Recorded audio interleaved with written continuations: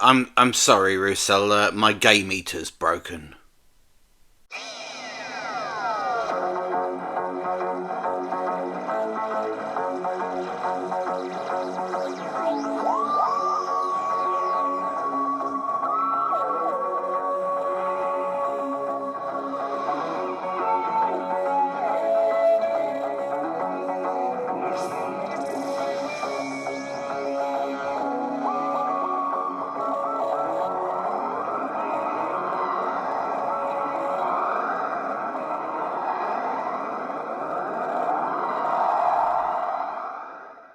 Bonjour, Russell.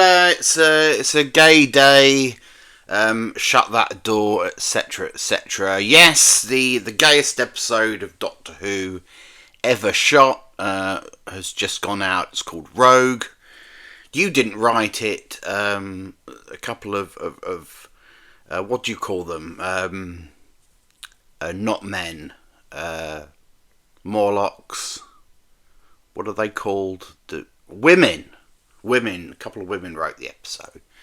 Kate Herron and Bryony Redman. I think Kate Herron wrote Loki, or has been involved in Loki. I don't know what Bryony Redman's done. Well, she's done this. Two of them have done this together. So, they don't watch this. I know you're an avid fan of this, Russo, so I'm just going to address this to you. You're the boss, and you're the one who handed them the missive that said, please, ladies, can you make this the gayest episode of Doctor Who ever? And in so doing, put a shot across the bows of all of those heteronormative bigots that sit at home, spending all of their time going, oh, the show's too gay. The show can be gay, Russo. But I would argue that Doctor Who is better when it has no conspicuous sexuality at all. The Doctor is a better character for being above these things, I would argue.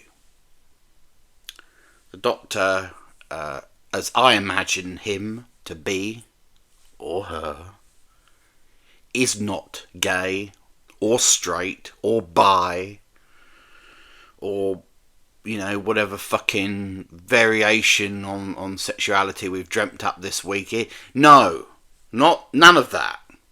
He's above all that. He's a sophisticated 2,000 plus year old alien who is not subject to the same libidinous impulses and sort of trivialities which condition the identities of so many of us human beings. I liken it to the relationship between us and the animal kingdom, where we look at animals who are driven by their base instincts, and we see them rutting away brazenly in the open air, and we say, well, we wouldn't do that. We're sophisticated creatures with large brains, and we go about our civilized ways. Now, of course, that's a lie. Obviously, we're all conditioned by our libidos to a degree. Some of us more than others, but you know what I'm saying, don't you? We've evolved to make it a private affair for the most part. And we shame each other when it's public. And I know what you're trying to do. You're trying to say, hey, it doesn't have to be like that. Let's get it all out in the open. Except, it's not really in character for the Doctor to do that. The plot of Rogue saw the Doctor and Ruby go to a sort of Bridgerton-style country pile in 1813 Bath, and go to a party, and would you believe it, the party they chose to go to was also attended by an intergalactic bounty hunter and a group of alien bird people who like to cosplay as humans in dramatic situations, literally parasitically appropriating them so they can play them for real. Killing them and assuming their appearance. Why is it that wherever the Doctor chooses to go, something like that's going on? It's extraordinary, isn't it? What an unlucky man he is, in some respects. So, this was all fine and good, and relied, of course, very heavily on the audience's knowledge of TV conventions and period drama preoccupations. It riffed off the mannered dialogue and the set pieces, the dances in the large hall, and the wedding between Lady Rough Diamond and Lord Roundhouse, or whatever the fuck their names are. The problem was, as it always is, Roussel, in modern Doctor Who, is that everyone was in on the joke. The aliens knew all about UK TV conventions, and so did the Doctor and Ruby. Now, you're going to get a lot of shit about this episode from people. They're going to go, it features a gay kiss between the Doctor and Rogue, and a moral panic, and other people will call it groundbreaking because they're idiots. Do you know what would have been groundbreaking? I'll tell you. What would have been groundbreaking is a non-self-reflexive episode of Doctor Who. An episode in which the Doctor was not aware of the UK TV schedule. In which he didn't say things like, hey, this is instant Strictly. Those are words I never want to hear come out of the Doctor's mouth. Right? I don't care who's attached to his mouth. I don't want to hear him say instant Strictly, or I don't want to hear Ruby say, oh, this is so Bridgerton. And I never want to hear an alien character use the words cosplay or hollybobs. This should be a capital crime. Yes? Fucking hollybobs. Roussel, the humans who say this are degenerates. Don't put that word into the mouth of an alien birdman. You instantly veto that stuff. That's a red pencil, yes?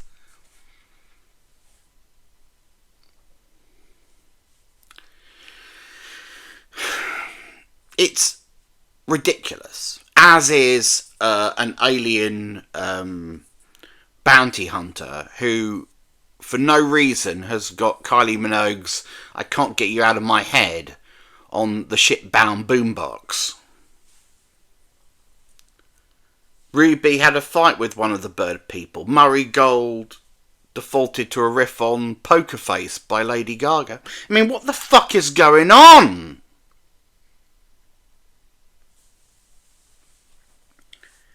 Honestly, was the memo to Kate Herron and Bryony Redman, please turn it up to 11. Make this the campus, gayest, most self-aware episode of Doctor Who ever transmitted.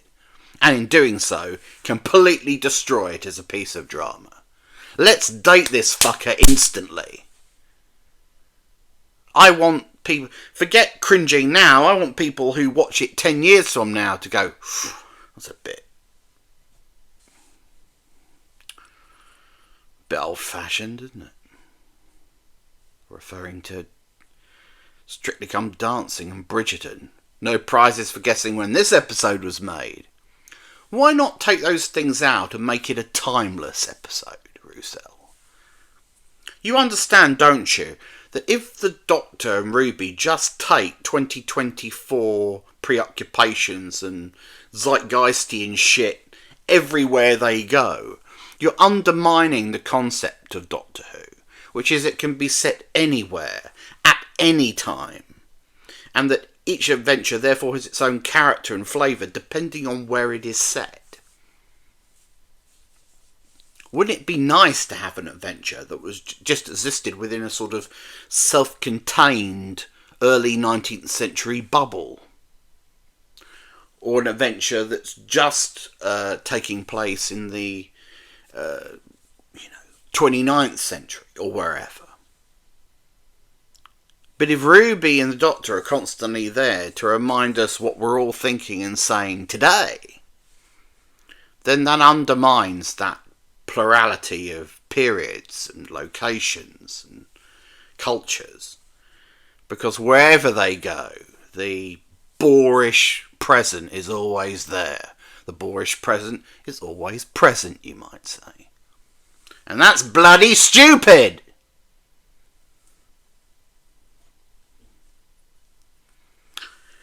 So, the Doctor shouldn't have any conspicuous sexuality.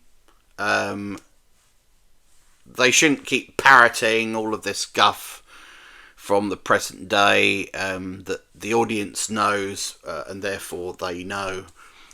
Fuck them. The Doctor's job is not to identify with the audience. I'll keep telling you this until it sinks in. It's the audience's job to identify with the Doctor. The Doctor does not need to reflect the audience.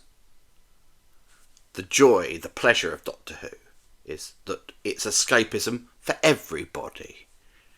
Gay and straight, because we identify with the Doctor.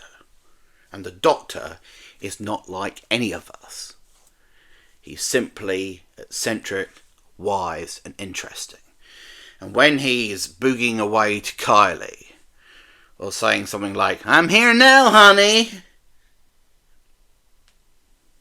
and just acting like any fucking bore you'd find in a gay club in North London, then it undermines the whole thing. Don't you see? I know you don't see, Russell. I know I could explain this to you for 40 fucking years and you wouldn't get it. Because you can't see past your own identity. And that's the problem. It's a problem with you and your writing.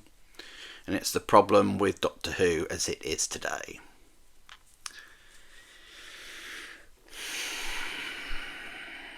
Honestly. So no, there's no pearl clutching from me, Roussel. You know, you can have the Doctor butt fucked on camera for all I care. But just know that you're not going to improve the show by saturating it in this stuff. You know, Doctor Who works best when it's a show that everybody can find something to identify with, in the sense that it's a fantasy that we can all share in, which is separate from our real lives and real occupations. Okay?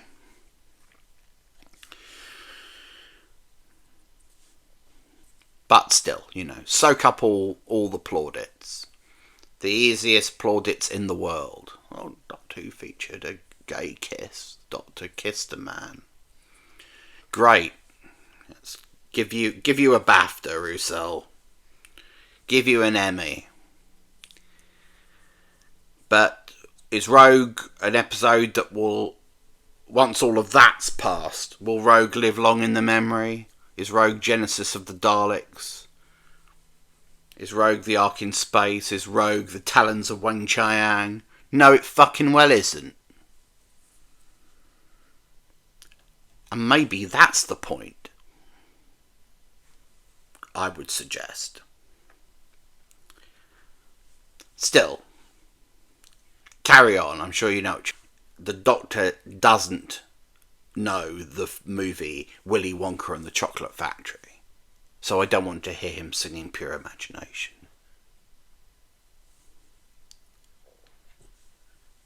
I mean, what was this, a real episode or a comic relief skit?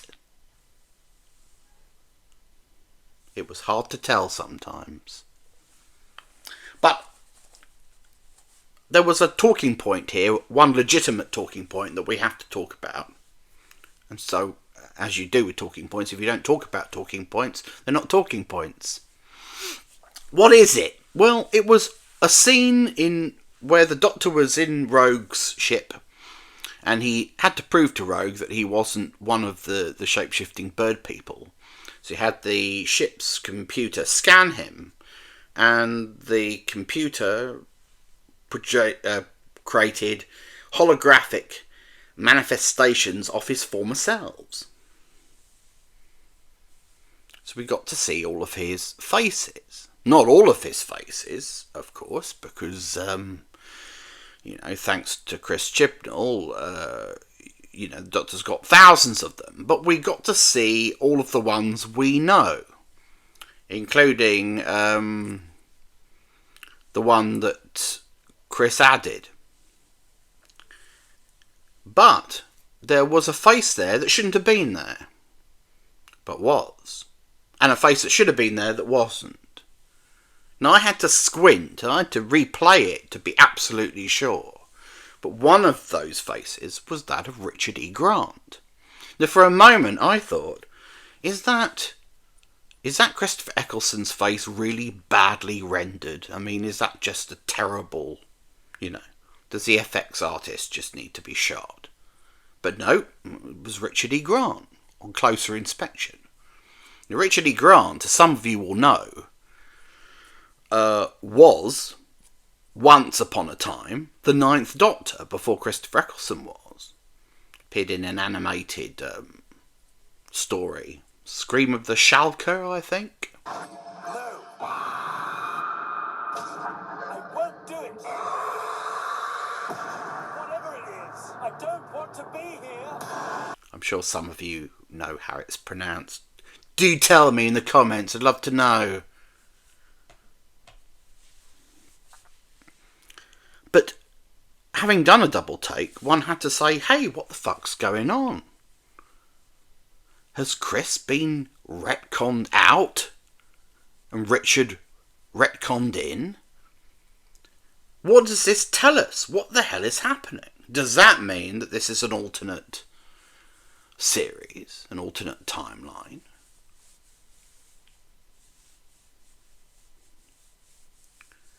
As Christopher Eccleston refused to allow his visual image to be reproduced on screen because he's incredibly spiteful and hates you, Roussel, and all the people involved in the 2005 revival of the show. Is that what happened? You thought, fuck it, we'll replace him. We'll just drop in Richard E. Grant as a substitute. That'll show him. For us, Richard E. Grant is the real Ninth Doctor. Fuck you, Chris! Sack Russell T. Davies, sack Jane Tranter, sack Phil Collinson, sack Julie Gardner, and I'll come back. So can you arrange that? Is that what happened? Because now you've shown it on screen, it's real. We've got to deal with it. Something's going on there. What is it? We're going to find out. That, for me, was the point of interest in this episode. Not the Doctor and Rogue smooching on screen, but what the hell's going on with Richard E. Grant? What's he doing there? That's what I want to know more about. Do you think you could tell us that story without featuring Kylie Minogue and Lady Gaga and, what we heteronormative people call gay shit? Just tell the... I'm trying desperately not to say just tell the story straight, but you know what I mean, don't you? Divest it of sexuality. It doesn't need any. Doctor Who is a show for everybody. And the easiest way to make it for everyone is to make it asexual. That, after all, is the only true way to balance a show so that it doesn't have any predilection one way or the other.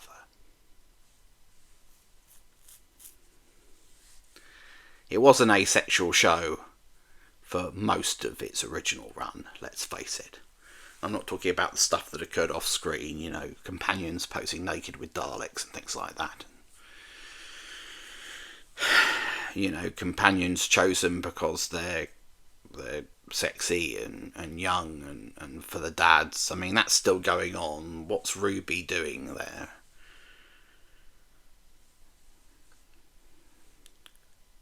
But Doctor Who is an asexual show, or should be.